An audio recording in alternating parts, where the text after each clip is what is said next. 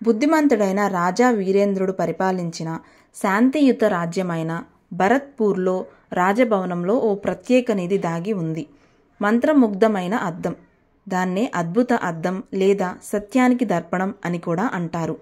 ఈ అద్దం సాధారణ అద్దం కాదు. దానికి ప్రత్యేకమైన మాయాశక్తి ఉంది.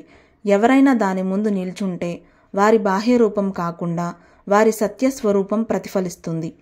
మంచి హృదయంతో నిజాయితీతో ఉన్నవారు వారి ప్రతిబింబంలో ప్రకాశం ఆనందకరమైన ముఖం చూస్తారు. కానీ స్వార్థం, దుష్టత, చెడు ఉద్దేశాలతో ఉన్నవారు తమ ముఖం చీకటిగా మరియు వక్రీకరించినట్టు కనిపిస్తుంది. రాజు వీరేంద్ర సత్య సౌందర్యం మనసులోనే ఉంటుందని నమ్మేవారు. అందుకే ఆయన ఈ అద్దం ద్వారా తన ప్రజలకు ఒక ముఖ్యమైన పాఠాన్ని నేర్పించేవారు. నీ మనసును అందంగా ఉంచు, నీ ప్రతిబింబం కూడా అందంగా ఉంటుంది.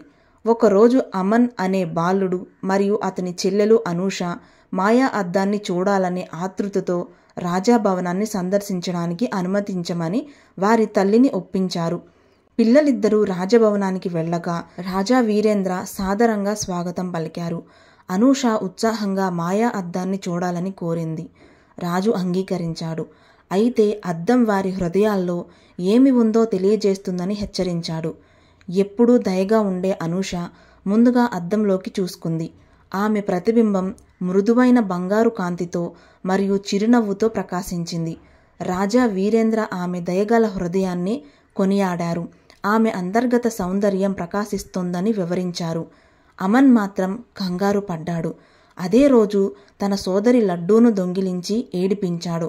అతను అద్దం ముందు అడుగుపెట్టినప్పుడు అతని ప్రతిబింబం చీకటిగా మరియు వక్రీకరించినట్టు కనిపించింది.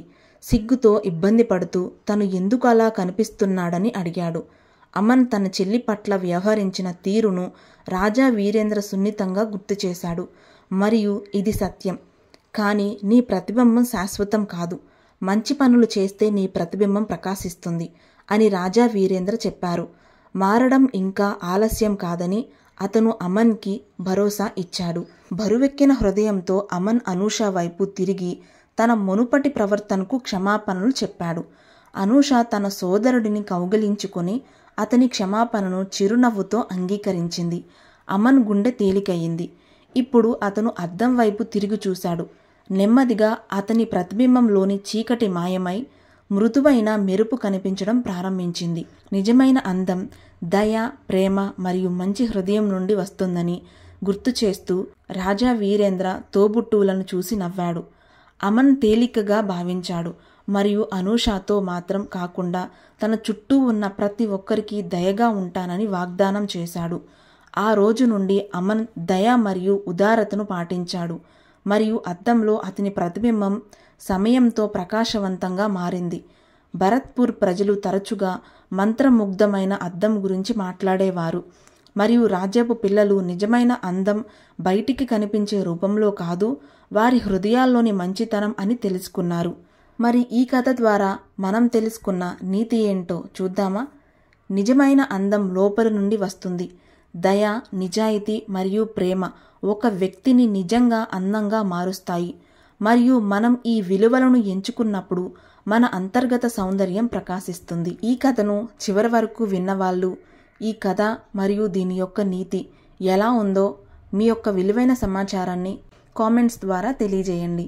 అలానే మరిన్ని మోటివేషనల్ వీడియోస్ కోసం మన ఛానల్ని సబ్స్క్రైబ్ చేసుకోండి. వీడియో నచ్చితే లైక్ చేయండి, షేర్ చేయండి. Thank you.